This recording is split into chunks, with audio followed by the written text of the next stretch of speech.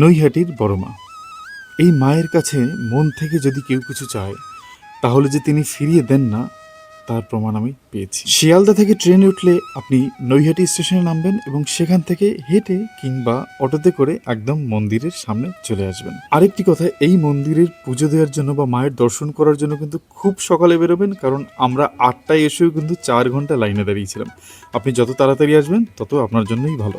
এখানে এসে আরেকটি জিনিস অনুভব করলাম যে এই বিচ্ছেদের যুগে থেকে যাওয়ার জন্য কোনো কারণ লাগে না, বরং ছেড়ে যাওয়ার জন্য হাজার কারণ, হাজার অজুহাতের দরকার হয়। এই তার প্রমাণ।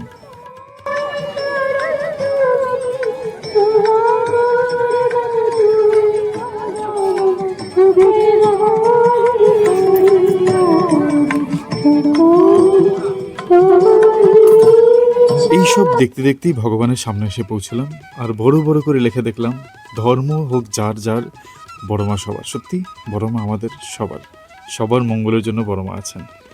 মন্দিরের ভেতরে ঢুকেও দেখছিলাম প্রচুর মানুষের ভিড়, প্রচুর মানুষ তার মনস্কামনা মাকে একবার জানানোর জন্য এসেছেন এবং সবাই লাইন দিয়ে সুশৃঙ্খলভাবে মাকে দর্শন করছেন। এই মায়ের মুখ, এবং তোমরাও তোমাদের সমস্ত মনস্কামনা মাকে জানো, নিশ্চয়ই মা পূরণ করবে।